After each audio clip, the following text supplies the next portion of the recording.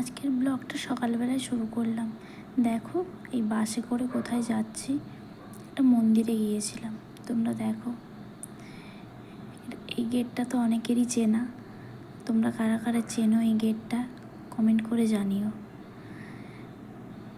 কোন মন্দিরে গিয়েছিলাম তোমাদেরকে দেখাচ্ছি, তোমরা ব্লগটা শেষ পর্যন্ত দেখো, দেখলেই বুঝতে পারবে।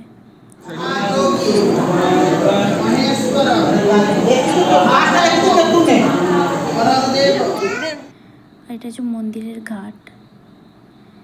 তোমরা কমেন্ট করে বলো তো কারা কারা চেনো এই মন্দিরটা।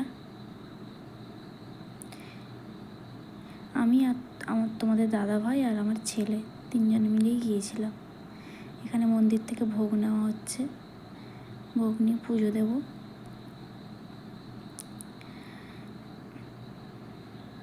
এখানে ফুলের মালা, ধূপ, তুলসী পাতা সবই বিক্রি করছে। এই বাতি, প্রদীপ।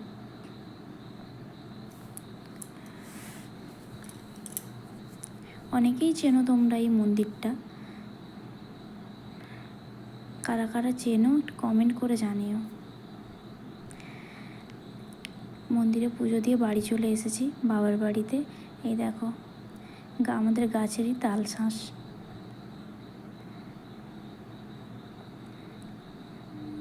তাল শাঁস কাটা হচ্ছে, খাওয়া হবে এবার। তারপরে এই দুপুরের খাওয়া দাওয়া। দুপুরে খাওয়া দাওয়া শেষ করে আমাদের বাবার বাড়ির গাছে একটা গাছে খুব জামরুল হয়েছে। দেখো তোমাদের সঙ্গে একটু শেয়ার করলাম।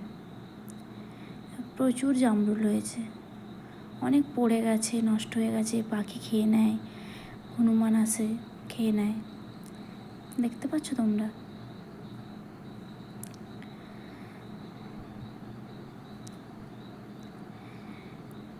প্রচুর হয়েছিল, অনেক, মানে সবাইকে দেওয়া হয়েছে, পেড়ে খাওয়া হচ্ছে। আরও আছে এই গাছে, আরও ছোটো ছোটো করে ধরেছে। এবছরই নতুন হয়েছে জামরুল।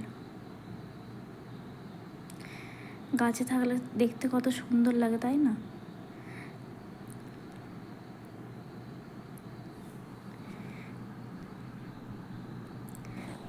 এই যে দেখছো, এটা আমার ভাইজি সন্ধেবেলায়, সন্ধে ঠিক নয়, বিকেল টাইমে ওকে লাগাচ্ছে।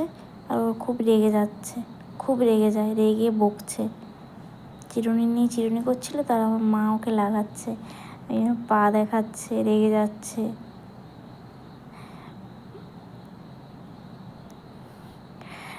ওকে যত লাগাচ্ছে ও তত রেগে যাচ্ছে, বিরক্ত হচ্ছে।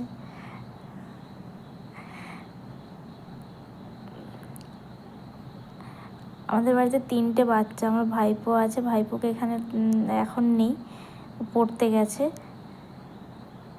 এবার এই আমার ছেলে, ওকে আমার মা লাগিয়েই যাচ্ছে, যত লাগাচ্ছে তত রেগে যাচ্ছে। আর এখনকার বাচ্চারা তো খুব রেগে যায়, একটুতেই, আমার ছেলে তো একটুতেই রেগে যায়। আজকের ব্লগটা এই পর্যন্ত। তোমরা লাইক, কমেন্ট, শেয়ার করে দিও।